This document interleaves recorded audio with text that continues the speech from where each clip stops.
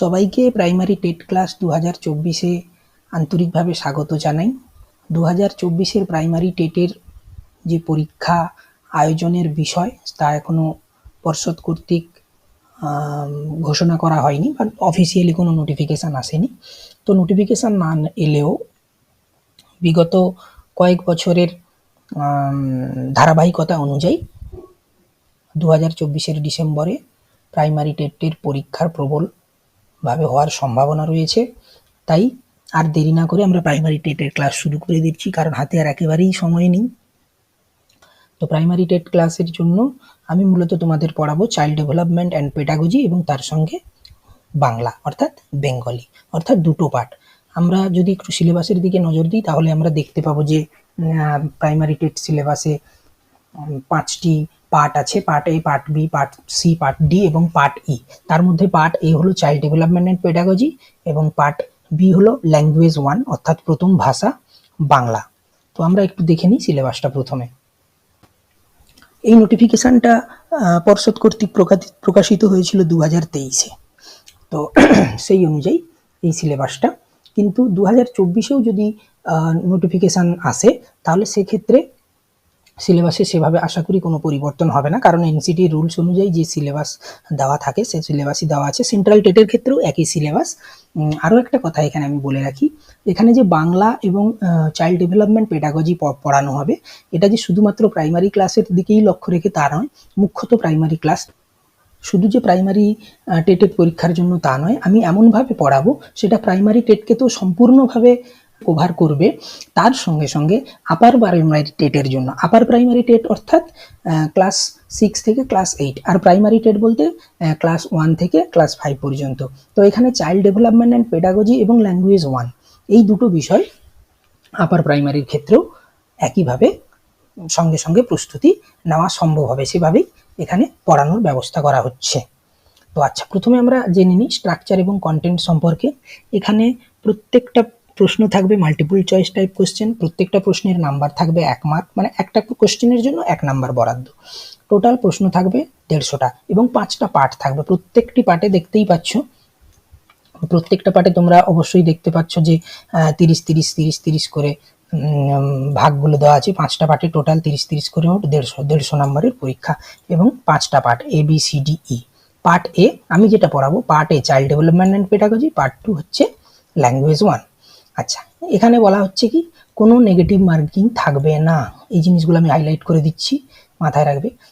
কোনো negative marking থাকবে না, অর্থাৎ কোনো পরীক্ষার্থী যদি অনুমান ভিত্তিক কোনো বিকল্প পছন্দ করে আসে, তাহলে যদি সে অনুমান সঠিক হয় তাহলে তার স্কোর করার সম্ভাবনা বেড়ে যাবে, যেহেতু কোনো নেগেটিভ মার্কিং থাকছে না। অর্থাৎ অনুমান ভিত্তিক সবগুলো প্রশ্নেরই বিকল্প শিক্ষার্থী পছন্দ করে আসতে পারবে। এবং ওএমআর শিট তোমরা অবশ্যই জানো, ওএমআর শিটে গোল গোল করে ঘুরিয়ে দিয়ে আসতে হয়, সঠিক অ্যান্সারটা সঠিকভাবে সেইটা গোল ঘুরিয়ে দিয়ে আসতে পারবে। আচ্ছা, কোশ্চেন পেপার বলা হচ্ছে এটা হবে বাইলিঙ্গুয়াল। বাইলিঙ্গুয়াল মানে কি না, যেহেতু আমরা পশ্চিমবঙ্গের মানুষ, সেহেতু আমাদের প্রথম ভাষা বাংলা থাকবে, বাংলাতেও প্রশ্ন থাকবে এবং তার সঙ্গে সঙ্গে ইংরেজিতেও প্রশ্ন থাকবে। কিন্তু এখানে একটা ক্রাইটেরিয়া বলে দেওয়া হচ্ছে যে except language 1 and language 2 paper. অর্থাৎ ল্যাঙ্গুয়েজ 1 মানে কি, একটু আমরা উপরে চলে যাই। ল্যাঙ্গুয়েজ 1 মানে এখানে হয় বাংলা, না হয় হিন্দি, না হয় উড়িয়া, তেলেগু, নেপালি, সাঁওতালি, উর্দু, এতগুলো ল্যাঙ্গুয়েজ 1-এ প্রশ্ন। অর্থাৎ এই ল্যাঙ্গুয়েজে যে ল্যাঙ্গুয়েজের প্রশ্ন থাকবে সেই ল্যাঙ্গুয়েজের মাধ্যম হবে সেই প্রশ্ন। আর ল্যাঙ্গুয়েজ 2 ইংলিশ যেহেতু, সেটা ইংলিশই হবে। বাকি যে 3টে পার্ট, এই যে child psychology, child development and pedagogy, mathematics এবং এনভায়রনমেন্টাল সায়েন্স, এই তিনটে কিন্তু Bangla English, Bangla English, Bangla English, এইভাবেই প্রশ্ন থাকবে। আচ্ছা, তারপরে চলে আসি পরীক্ষার সময় সংক্রান্ত বিষয়। পরীক্ষার সময় সংক্রান্ত বিষয়ে বলা হচ্ছে যে মোট 150 নম্বরের জন্য 150 মিনিট বরাদ্দ, অর্থাৎ 2.5 ঘন্টা বরাদ্দ। ঠিক আছে, তো 2.5 ঘন্টা বরাদ্দ। তো এখানে একটা জিনিস খেয়াল রাখতে হবে, এই যে আমরা দেখছি মোট 150 নাম্বার, তার জন্য 150 মিনিট, তাহলে একটা প্রশ্নের জন্য 1 মিনিট বরাদ্দ। কিন্তু এই 1 মিনিট বরাদ্দর বিষয়টা মাথায় রাখলে চলবে না। এখানে কি করতে হবে, আমাদের একটা বিষয় খেয়াল রাখতে হবে, এই যে ম্যাথমেটিক্স পার্ট আছে, এনসিটি রুলস অনুযায়ী প্রত্যেকটা বিষয়ে, প্রত্যেকটা পার্টে 15 নম্বর থাকবে বিষয়গত প্রশ্ন, 15 নম্বর থাকবে পেডাগজি। ম্যাথমেটিক্সের ক্ষেত্রে 15 নম্বরে যে বিষয়গত প্রশ্ন থাকবে সেটা থাকবে মূলত ক্যালকুলেশন নির্ভর। তাহলে ক্যালকুলেশন নির্ভর যদি প্রশ্ন থাকে, ক্যালকুলেশন করতে কিন্তু অনেকটা সময় ব্যয় হয়। তো সেই কথা মাথায় রেখে তাহলে এই 15 নাম্বার বাদ দিলে, আমাদের 150-র মধ্যে 15 বাদ দিলে আর কত পড়ে থাকছে না 135 পড়ে থাকছে। তাহলে এই 135 নাম্বার আমাদের চেষ্টা করতে হবে 135 মিনিট না, 135 মিনিট থেকে যতটা সম্ভব বেশি সময় কমিয়ে দেওয়ার জন্য। কারণ কি না, ওই 15টা যে ক্যালকুলেশন থাকবে সেখানে যাতে আমরা সময়টা সঠিকভাবে ব্যয় করতে পারি এবং নির্ভুলভাবে ম্যাথমেটিক্স ক্যালকুলেশন করতে পারি, এটা মাথায় রাখতে হবে। তাই 15 নাম্বারের জন্য অতিরিক্ত সময় বরাদ্দ রেখে খুব অল্প সময়ের মধ্যে চেষ্টা করতে হবে child development pedagogy, language 1, language 2, environmental studies এবং তার সঙ্গে ম্যাথমেটিক্সের পেডাগজি যেন কমপ্লিট হয়ে যায়, তবেই স্কোর করা বেশি সম্ভব হবে। এটা তোমাদের কাছে আমার একটা সাজেশন থাকলো। আচ্ছা, এবারে চলে আসি কোয়ালিফাইং মার্কসের সম্পর্কে। যে সকল ক্যান্ডিডেট যারা স্কোর করবে 60% অ্যান্ড অ্যাবাভ, 60% মানে কি 150 নাম্বারের পরীক্ষা, 60% মানে 90 পেতে হবে, অর্থাৎ যে 90 পাবে এবং 90-এর বেশি পাবে তারা এই টেট কোয়ালিফাই করবে। এবং যাদের রিজার্ভেশন আছে যেমন SC, ST, OBC, OBCA এই ধরনের যে রিজার্ভেশনগুলো আছে তাদের জন্য 5% রিল্যাক্সেশন থাকবে, অর্থাৎ যেখানে 60% ছিল ক্রাইটেরিয়া, সেই ক্রাইটেরিয়ার জায়গাটা চলে আসবে 55% অ্যান্ড অ্যাবাভ যাদের রিজার্ভেশন আছে।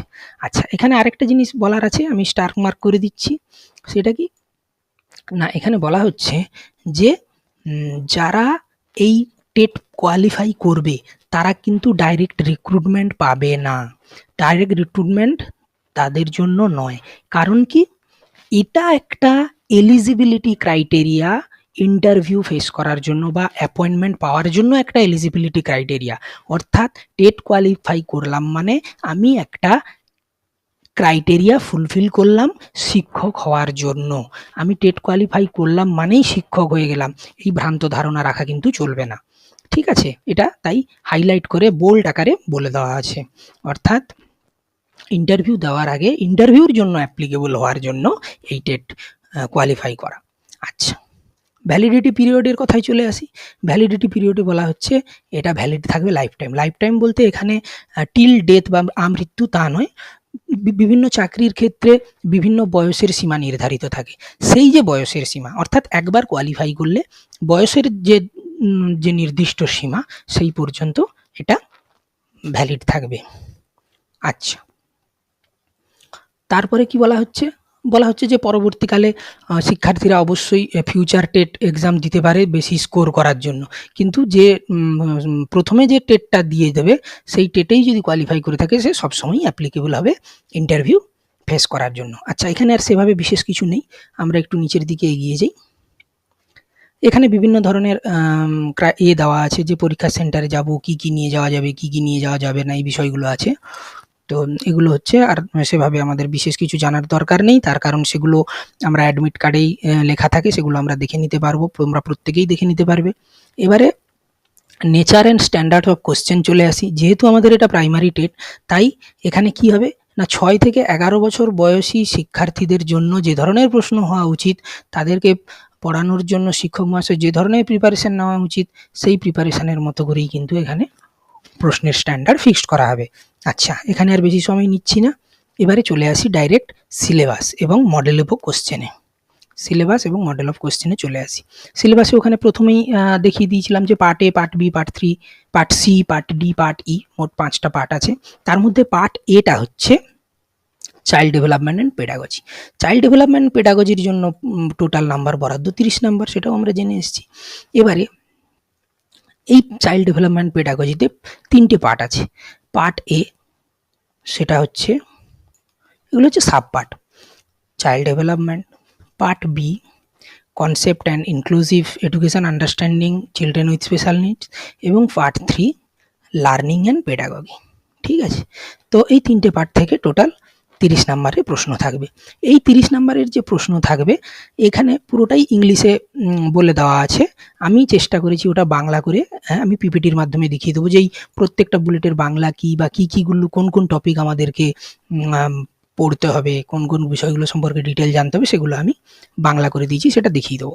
ঠিক আছে, এবারে চলে আসি মডেল কোশ্চেন এবং অ্যান্সারে। চাইল্ড ডেভেলপমেন্ট পেডাগজি দেখো এখানে দুটো ভার্সানে দেওয়াই বলাই আছে। প্রথমেই দেখো লেখা আছে ইংলিশ ভার্সান, তারপরে লেখা আছে বাংলা ভার্সান।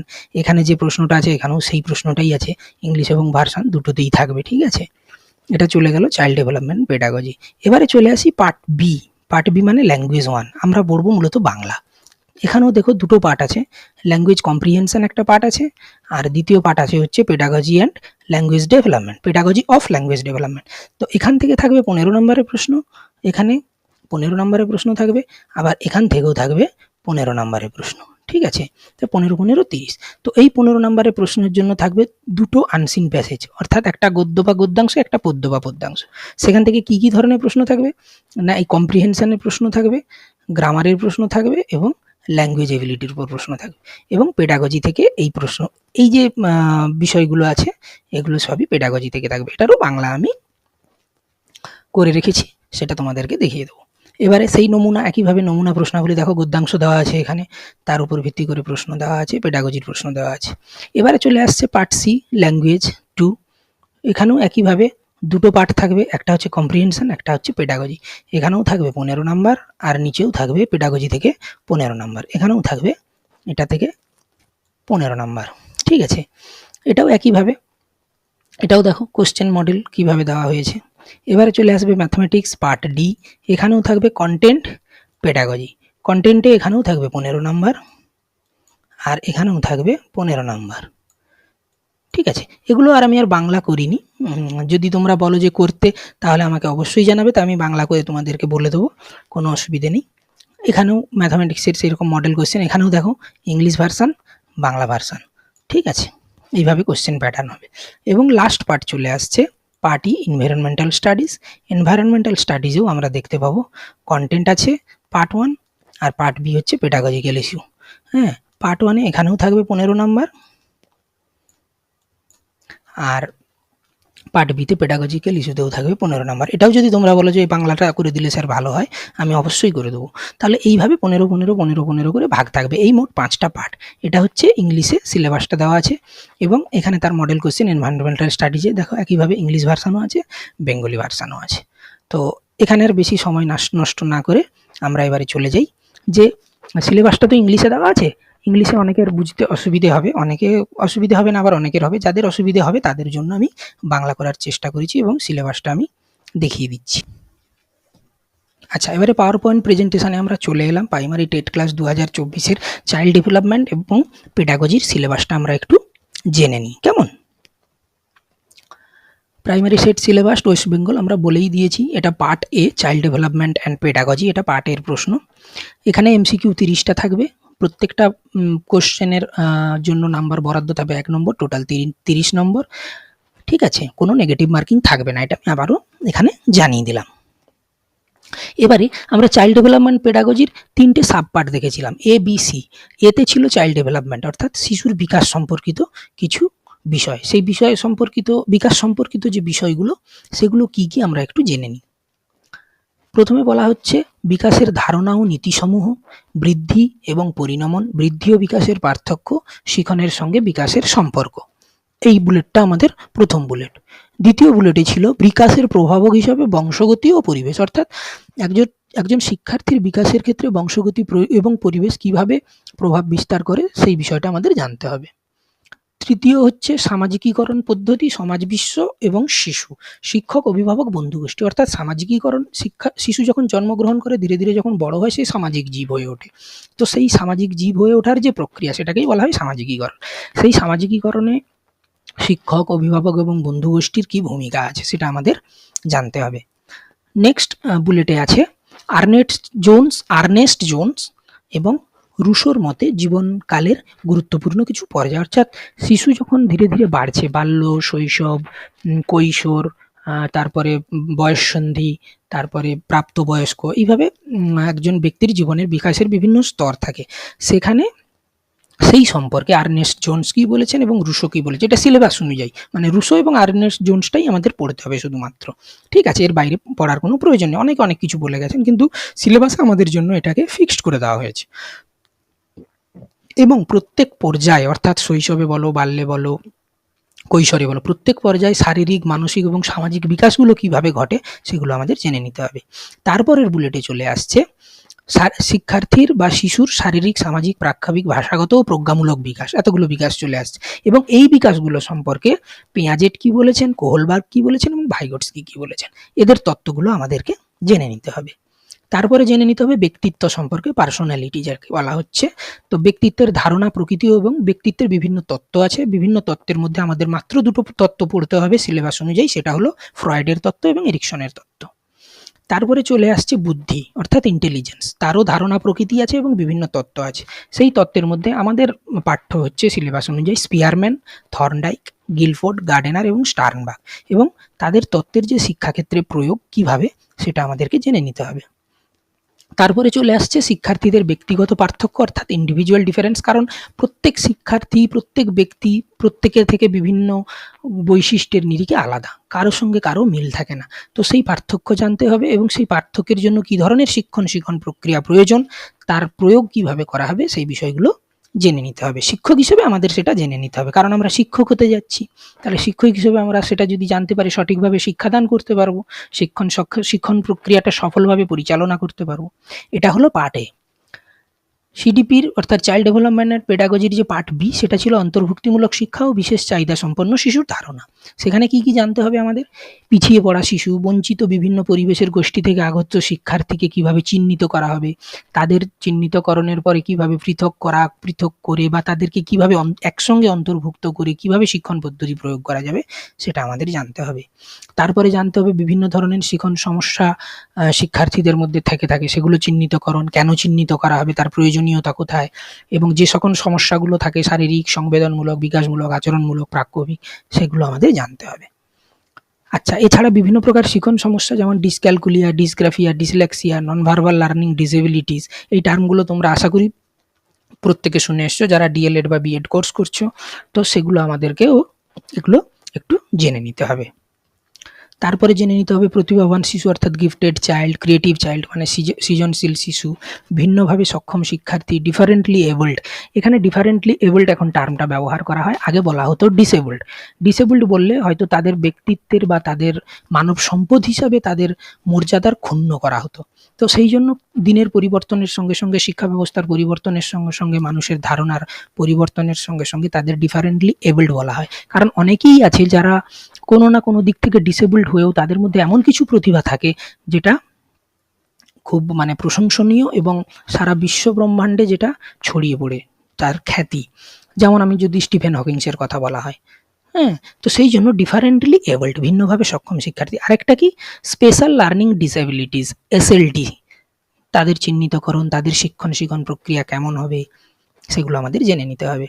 তারপরে জেনে নিতে হবে সমাজ গঠন হিসাবে লিঙ্গ, অর্থাৎ আমাদের সমাজে যে লিঙ্গগত একটা বিষয় সবসময় একটা বড় বিষয় হয়ে দাঁড়িয়ে থাকে, সেখানে লিঙ্গের ভূমিকা কী, লিঙ্গ পক্ষপাত কী, এবং সেগুলো যাতে লিঙ্গের মধ্যে কোনো বৈষম্য না দেখা যায় তার জন্য কী ধরনের শিক্ষাগত পদ্ধতি অনুশীলন হবে, সেগুলো আমাদের জেনে নিতে হবে। এবারে চলে আসি পার্ট সিতে। পার্ট সিটা হলো, এটা মূলত পেডাগজি নির্ভর, শিখন ও শিক্ষণের বিজ্ঞান। ঠিক আছে, এখানে কি কি জানতে হবে, শিখন কি, তার ধারণা কি, এবং শিখনের বিভিন্ন তত্ত্ব আছে। তার মধ্যে আমাদের জানতে হবে প্যাভলভ, স্কিনার, থর্নডাইক এবং গেস্টাল্ট, এই চারজনের তত্ত্ব এবং তাদের প্রয়োগ। তারপরে জানতে হবে কি চাইল্ড সেন্ট্রিক এডুকেশন অর্থাৎ শিশুকেন্দ্রিক শিক্ষা, শিক্ষার্থী কেন্দ্রিক শিক্ষা কি বা প্রগতিশীল শিক্ষার ধারণা, এই বিষয়গুলো আমাদেরকে একটু জেনে নিতে হবে। তারপরে জেনে নিতে হবে শিক্ষণ, যেমন আমরা প্রথমে জানলাম শিখন, তেমনি জেনে নিতে হবে শিক্ষণ। শিখন মানে হচ্ছে লার্নিং অর্থাৎ শিক্ষার্থী যেটা শিখবে, আর শিক্ষণ মানে হচ্ছে টিচিং, যেটা শিক্ষক মহাশয় প্রোভাইড করবেন। ঠিক আছে, তার ধারণা, প্রকৃতি, তার বিভিন্ন পর্যায়, তার বিভিন্ন স্তর আছে, সেগুলো আমাদের জেনে নিতে হবে। তারপরে জেনে নিতে হবে নির্মিতিবাদ, যেটাকে বলা হয় কনস্ট্রাকটিভিজম, মানে তোমাদের ইংরাজিতে যে সিলেবাসটা দেওয়া আছে তার যেভাবে বুলেটগুলো দেওয়া আছে সেভাবে বুলেট অনুযায়ী এখানেও সাজানো আছে ওইভাবে। নির্মিতিবাদের প্রকৃতি, নীতি এবং 5E মডেল, 5E মডেলটা খুব ইম্পর্টেন্ট, 5E মডেলটাও আমাদের নির্মিতিবাদের ক্ষেত্রে জেনে নিতে হবে। তারপরে জেনে নিতে হবে প্রেষণা ও শিখন। প্রেষণা মানে এখানে মোটিভেশনের কথা বলা হচ্ছে, এবং সেই মোটিভেশনের ক্ষেত্রে দুটো তত্ত্ব আমাদের পড়তে হবে, একটা হচ্ছে মাসলোর নিড হায়ারার্কি, আর একটা হচ্ছে সাফল্য লাভের প্রেষণা। ঠিক আছে, দুটো তত্ত্ব আমাদের জানতে হবে। আচ্ছা, শিক্ষণের বিভিন্ন পদ্ধতি থাকে, যেমন বক্তৃতা পদ্ধতি, প্রদর্শনী পদ্ধতি, আলোচনা পদ্ধতি, উদ্ভাবনী পদ্ধতি, অনুসন্ধান পদ্ধতি, আরোহী পদ্ধতি, অবরোহী পদ্ধতি, প্রকল্প পদ্ধতি ও সমস্যা সমাধান পদ্ধতি। এতগুলো পদ্ধতি সম্পর্কে আমাদের ডিটেল জেনে নিতে হবে, যে সেই পদ্ধতিটা কেমন, সেই পদ্ধতিটা কিভাবে প্রয়োগ করা হয়, তার সুবিধে অসুবিধে কি আছে, তার প্রয়োজনীয়তা কোথায়, এই বিষয়গুলো আমাদেরকে জেনে নিতে হবে। তারপরে জেনে নিতে হবে নির্দেশমূলক উদ্দেশ্য বা নির্দেশনামূলক উদ্দেশ্য আমরা বলতে পারি, যেটা ব্লুমস ট্যাক্সোনমি বলা হয়। ব্লুমস ট্যাক্সোনমির একটা ওল্ড ভার্সন আছে, একটা নিউ ভার্সন আছে। দুটোই আমরা একটু নিখুঁতভাবে জেনে নেব, কারণ দুটোর মধ্যে সামান্য পরিমার্জন পরিবর্ধনের বিষয় আছে। তারপরে আমরা জেনে নেব অনুশিক্ষণ এবং শিক্ষণ দক্ষতা সম্পর্কে। ঠিক আছে, যেটাকে মাইক্রো টিচিং বলা হয়। বিভিন্ন স্কিল আছে, বিভিন্ন স্কিল বলতে ছোট ছোট স্কিল, যেমন প্রথমে পাঠ উপস্থাপন, তারপরে প্রশ্নকরণ, তারপরে ব্যাখ্যাকরণ, ব্ল্যাকবোর্ড ইউজ, তারপরে রিইনফোর্সমেন্ট দেওয়া, মানে উৎসাহ প্রদান করা, শিক্ষার্থীদের সক্রিয় রাখার। এই জন্য বিভিন্ন ছোট্ট ছোট্ট স্কিল আছে। সেই স্কিলগুলো কিভাবে ব্যবহার করতে হয়, সেগুলো কখন কিভাবে ব্যবহার করলে সেই শিক্ষণ প্রক্রিয়াটা সফল হবে, সেই বিষয়গুলো সম্পর্কে আমাদের জেনে নিতে হবে। গঠনমূলক ও সমষ্টিমূলক মূল্যায়ন, অর্থাৎ এখানে বলা হচ্ছে ফরমেটিভ, সামেটিভ ইভালুয়েশন, তারপরে অ্যাসেসমেন্ট ফর লার্নিং, শিখনের জন্য মূল্যায়ন কি বা শিখনের মূল্যায়ন কি, স্কুল ভিত্তিক মূল্যায়ন বলতে কি বুঝি, ক্রমাগত ব্যাপক মূল্যায়ন বলতে কি বুঝি, নিদানমূলক পরীক্ষা বলতে কি বুঝি। অর্থাৎ এখানে শিক্ষার্থীর পারদর্শিতা পরিমাপ করার জন্য বা শিক্ষার্থীকে কিভাবে শিক্ষণ প্রক্রিয়া প্রোভাইড করা হবে সেটা জানার জন্য যে সকল মূল্যায়ন প্রক্রিয়াগুলো হয় সেগুলো সম্পর্কে আমাদের জেনে নিতে হবে। এবং লাস্ট বুলেট কি বলা হচ্ছে, শিক্ষার্থীর পারদর্শিতা ও পরিমাপের জন্য তো প্রশ্নপত্রের প্রয়োজন। সেই প্রশ্নপত্রটা সঠিকভাবে কিভাবে তৈরি করা যাবে। এই বুলেটটা হচ্ছে শিক্ষার্থীদের মূল্যায়নের জন্য শ্রেণীকক্ষে শেখার এবং সমালোচনামূলক চিন্তাভাবনা বাড়ানোর জন্য, সেই সঙ্গে শিক্ষার্থীদের কৃতিত্বের মূল্যায়নের জন্য উপযুক্ত প্রশ্ন তৈরি। এই হচ্ছে টোটাল আমাদের সিডিপির সিলেবাস, অর্থাৎ চাইল্ড ডেভেলপমেন্ট অ্যান্ড পেডাগজির সিলেবাস। ঠিক আছে, যদি বুঝতে অসুবিধা থাকে আমাকে অবশ্যই জানাবে কমেন্ট করে, আমি পুনরায় বুঝিয়ে দেবো যেখানে বোঝার অসুবিধা থাকবে। আর যখন এই বুলেটগুলো নিয়ে একটা একটা বুলেট নিয়ে যখন আমরা আলোচনা করব, তখন বিষয়টা তোমাদের কাছে ক্লিয়ার হয়ে যাবে। আশা করি কোনো অসুবিধে থাকবে না। আমি চেষ্টা করব 100% দেওয়া আমার তরফ থেকে, আর তোমরাও চেষ্টা করো 100% নেওয়া তোমাদের দিক থেকে, যে যার মাধ্যমে তোমরা যদি সফল হয় আমি আনন্দ পাবো সেখানে, যে হ্যাঁ আমি ধরলাম আমার কাছে 10 জন স্টুডেন্ট আছে, হ্যাঁ 10 জনই ভালো স্কোর করেছে, এইটুকু মনের সান্ত্বনা আমার থাকবে। ঠিক আছে, এবারে আমরা চলে আসি ল্যাঙ্গুয়েজ 1, অর্থাৎ যেটা পার্ট বি। পার্ট এটা আমরা আলোচনা করলাম চাইল্ড ডেভেলপমেন্ট অ্যান্ড পেডাগজি সিলেবাসটা নিয়ে। এবারে প্রাইমারি টেট ক্লাস 2024-এর জন্য পার্ট বিতে যেটা থাকবে ল্যাঙ্গুয়েজ 1, অর্থাৎ আমাদের ক্ষেত্রে বাংলা। তো বাংলাতে কিভাবে সিলেবাসটা সাজানো হয়েছে বা পর্ষদ কিভাবে সাজিয়েছে সেটা তো তোমাদের দেখিয়ে দিয়েছি। সেটারই বাংলা করে আরও সুন্দর করে ভেঙে আমি দেখিয়ে দিচ্ছি। কেমন? দেখো, একই বিষয় প্রাইমারি টেট সিলেবাস ওয়েস্ট বেঙ্গলের পার্ট বি, এটা ল্যাঙ্গুয়েজ 1 বেঙ্গলি। 30টা প্রশ্ন থাকবে, 30 নাম্বারে। প্রত্যেকটা প্রশ্নের জন্য 1 নাম্বার করে বরাদ্দ। এখানেও কোনোভাবে কোনো নেগেটিভ মার্কিং থাকবে না, অর্থাৎ এখানে তোমরা অনুমানের উপর ভিত্তি করে উত্তর দিয়ে এলে সেখানে স্কোর করার সম্ভাবনা বেড়ে যাবে যদি সেই উত্তর সঠিক হয়। আচ্ছা, এবারে চলে আসি এনসিটির নিয়ম অনুযায়ী, যেটা বলেছিলাম যে 15 নম্বরের বিষয়গত প্রশ্ন থাকবে, 15 নম্বরের পেডাগজি কেন্দ্রিক প্রশ্ন থাকবে। এই যে 15 নম্বরের বিষয়গত প্রশ্ন থাকবে, বাংলার ক্ষেত্রে কি থাকবে? একটি গদ্য বা গদ্যাংশ থাকবে, একটি পদ্য বা পদ্যাংশ, অর্থাৎ গদ্য পদ্য কিংবা গদ্যাংশ পদ্যাংশ থেকে টোটাল 15 নম্বরের প্রশ্ন থাকবে। এই যে 15 নম্বরের প্রশ্ন থাকবে, এই 15 নম্বরের প্রশ্নের মধ্যে কি অন্তর্গত থাকবে সেটা দেখো। বোধমূলক প্রশ্ন থাকবে, ব্যাকরণ থাকবে, ভাষাগত দক্ষতা থাকবে। তার বোধমূলক প্রশ্ন মানে কি? তার অন্তর্নিহিত কোনো অর্থ বা তার মাধ্যমে কি বোঝাতে চাওয়া হয়েছে, কোন বাক্যের মাধ্যমে কি বোঝাতে চাওয়া হয়েছে, এটা হচ্ছে বোধমূলক। মানে গদ্য বা গদ্যাংশ পড়ে, পদ্য বা পদ্যাংশ পড়ে পরীক্ষার্থী কি বুঝতে পারছে, কি উপলব্ধি করতে পারছে, তার উপর কিছু প্রশ্ন থাকবে। তারপরে থাকবে ব্যাকরণের প্রশ্ন। ব্যাকরণের প্রশ্ন যে থাকবে সেটা কি থাকবে সেটা নির্দিষ্ট করে বলে দেওয়া নেই, শুধু বলে দেওয়া আছে ব্যাকরণ থাকবে। এবারে তাহলে আমাদের এমনভাবে ব্যাকরণটা পড়তে হবে যাতে ব্যাকরণের সম্পূর্ণ সিলেবাসটা কভার করতে পারা যায়, অর্থাৎ ব্যাকরণ যেন প্রশ্ন আসে, এমন কোনো প্রশ্ন আসবে না যেটা আমরা পারবো না। সব জায়গাগুলো কভার করে আমাদেরকে পড়াশুনো করতে হবে। তার সঙ্গে সঙ্গে থাকবে ভাষাগত দক্ষতার প্রশ্ন। এটা চলে গেল 15 নম্বরের বিষয়গত প্রশ্নতে। আচ্ছা, পেডাগজি কেন্দ্রিক প্রশ্নতে কি বলা হচ্ছে? পেডাগজি অফ ল্যাঙ্গুয়েজ ডেভেলপমেন্ট, যেটা আমরা ইংলিশ সিলেবাসে পার্ট বি হিসাবে দেখেছিলাম, সেটা আমরা এই বিষয়টা এটা পিডিএফ মানে যেটা সিলেবাসটা দেখিয়েছিলাম পিডিএফ, ওখানে যে ইংলিশগুলো আছে সেই বুলেটগুলোকেও আমি বাংলা করে দিয়েছি। নেক্সট স্লাইডে চলে যাচ্ছি। আমরা বললাম যে ব্যাকরণে কি পড়তে হবে তা নির্দিষ্ট করে দেওয়া নেই। তো মোটামুটি ব্যাকরণের মধ্যে যে বিষয়গুলো কভার করলে তার বাইরে থেকে প্রশ্ন পাবো না, সেই বিষয়গুলো আমি নিজেই উল্লেখ করে দিয়েছি তোমাদের। প্রথমে বর্ণধ্বনি, ধ্বনিতত্ত্ব ও ধ্বনি পরিবর্তনের রীতি, শব্দ, পদ ও পদের শ্রেণীবিভাগ, সমার্থক শব্দ, বিপরীতার্থক শব্দ, সমচ্চারিত ভিন্নার্থক শব্দ, সন্ধিবিচ্ছেদ, সমাস, কারক ও বিভক্তি, শব্দের শ্রেণীবিভাগ, বাক্যের শ্রেণীবিভাগ, প্রত্যয়। আশা করি এই কয়েকটা বুলেট পড়লেই আমরা সব রকম ব্যাকরণ আমরা পেয়ে যাব। অর্থাৎ গদ্য বা গদ্যাংশ কিংবা পদ্য বা পদ্যাংশ নির্ভর যে সকল প্রশ্নগুলো আসবে ব্যাকরণ কেন্দ্রিক, এইগুলো পড়লে তার মধ্যে থেকে আমরা সবই পেয়ে যাব, এটুকু আশা করা যায়। আশা করা যায় না, এটা মানে বলাই যায় যে এর মধ্যে থেকেই আসবে, এর বাইরে আসবে না। এবারে চলে আসি 15 নম্বরের, এটা হচ্ছে বিষয়গত প্রশ্নের ক্ষেত্রে চলে আসবে। এবারে পেডাগজিক কেন্দ্রিক প্রশ্নে চলে আসি। এখানে যে ইংলিশ যেখানে সিলেবাসটা দেওয়া ছিল পর্ষদ কর্তৃক প্রকাশিত, সেখানে যে বুলেটগুলো দেওয়া ছিল তার বাংলাগুলো করার চেষ্টা করেছি। প্রথম বুলেট ছিল লার্নিং অ্যান্ড অ্যাকুইজিশন, শিখন এবং আত্মীকরণ। আত্মীকরণকে আবার অধিগ্রহণ অর্জনও বলা যায়, তবে আমরা শিখন এবং আত্মীকরণ সম্পর্কে জানবো। শিখন কি, আত্মীকরণ কি। দ্বিতীয়, basis of language teaching skill, ভাষা শিক্ষণ দক্ষতার ভিত্তি সম্পর্কে জানবো। Functions of language skill, role of listening and speaking, ভাষাগত দক্ষতার কার্যাবলী, শোনা এবং বলার ভূমিকা, এবং একজন শিক্ষার্থী কিভাবে এগুলোকে হাতিয়ার হিসাবে ব্যবহার করে, how learners use this as tools. তারপরে role of grammar in language learning, ভাষা শিখনের ক্ষেত্রে ব্যাকরণের ভূমিকা, সেটা কি জন্য হয় না, মৌখিক এবং লিখিত উভয় ধরনের ভাবের আদান প্রদানের জন্য, আদান প্রদানের ক্ষেত্রে আর কি। তারপরে জানতে হবে difficulties and challenges in language teaching in diverse classroom, বৈচিত্র্যময় শ্রেণীকক্ষে ভাষা শিক্ষণের ক্ষেত্রে বিভিন্ন অসুবিধা। একটা ক্লাসে বিভিন্ন ধরনের শিক্ষার্থী বিভিন্ন ব্যাকগ্রাউন্ড থেকে উঠে আসে, ভাষাগত দিক থেকে ভিন্ন হতে পারে, ধর্মগত দিক থেকে ভিন্ন হতে পারে, সংস্কৃতিগত দিক থেকে ভিন্ন হতে পারে, সমাজ অর্থনৈতিক দিক থেকে ভিন্ন হতে পারে। তো এই ধরনের ভিন্ন ভিন্ন শিক্ষার্থী যারা আসছে, অর্থাৎ আমাদের যে ক্লাস, এখনকার যে ক্লাসরুম, এটা কিন্তু বৈচিত্র্যময় ক্লাসরুম, ডাইভার্সিফাইড ক্লাসরুম, ঠিক আছে, বা ডাইভার্স ক্লাসরুম। তো সেক্ষেত্রে ভাষা শিক্ষণের কী কী অসুবিধে থাকতে পারে, সেই অসুবিধাগুলো কীভাবে চিহ্নিত করা যায়, সেই অসুবিধাগুলো দূরীকরণের জন্য কী কী ব্যবস্থা অবলম্বন করা প্রয়োজন, সেগুলো শিক্ষক হিসাবে জেনে নিতে হবে। তারপরে আছে teaching of first language in a multilingual classroom. তাহলে বহু ভাষার ব্যাকগ্রাউন্ড থেকে যদি শিক্ষার্থী ক্লাসে আসে, তাহলে সেখানে বহুভাষিক শ্রেণীকক্ষ আমরা বলতে পারি তাকে। তাহলে সেক্ষেত্রে প্রথম ভাষার শিক্ষণ কিভাবে হবে, এক ভাষা থেকে বহুভাষিকতায় রূপান্তর কিভাবে হবে, সেটা আমাদের জেনে নিতে হবে। তারপরে জেনে নিতে হবে ভাষা দক্ষতা ও বোধের মূল্যায়ন, ইভ্যালুয়েশন অফ ল্যাঙ্গুয়েজ প্রফিসিয়েন্সি এবং কম্প্রিহেনশন। তারপরে জানতে হবে development of teaching learning material. আগে টিচিং লার্নিং ম্যাটেরিয়ালকে বলা হতো টিচিং এডস, কিন্তু ধারণার পরিবর্তনের সঙ্গে সঙ্গে, শিক্ষা ব্যবস্থার পরিবর্তনের সঙ্গে সঙ্গে সেই টার্মও চেঞ্জ হয়ে গেছে, এখন বলা হয় TLM শর্ট ফর্মে।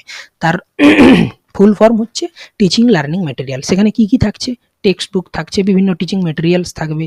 এখন যেহেতু আমরা একটা ডিজিটাল যুগে বসবাস করছি, সেক্ষেত্রে টিচিং ম্যাটেরিয়াল হিসাবে থাকবে মাল্টিমিডিয়া ম্যাটেরিয়ালস উইথ ICT, মানে ICT সহ মাল্টিমিডিয়া উপকরণ এবং তার সঙ্গে সঙ্গে বহুভাষিক সম্পদ, যেটাকে বলা হচ্ছে মাল্টিলিঙ্গুয়াল রিসোর্সেস। এগুলো সম্পর্কে আমাদের জেনে নিতে হবে। তারপরে থাকবে রিমিডিয়াল টিচিং, সংশোধনীমূলক শিখন বা প্রতিকারমূলক শিখন, অর্থাৎ শিক্ষার্থী যখন পাঠ গ্রহণ করছে, তার কোথাও ভুল শেখা হচ্ছে, কোনো বিষয়টা শিখতে পারছে না, সেই বিষয়গুলো কিভাবে সংশোধন করা যাবে সে বিষয় সম্পর্কে জানতে হবে। তার সঙ্গে থাকবে লেসন প্ল্যান অর ডিজাইন। এটা লেসন প্ল্যান আর ডিজাইন এখন নাম নেই, এখন হয়ে গেছে লার্নিং ডিজাইন। আগে বলা হতো লেসন প্ল্যান, পাঠ পরিকল্পনা, এখন বলা হচ্ছে লার্নিং ডিজাইন অর্থাৎ শিখন নকশা।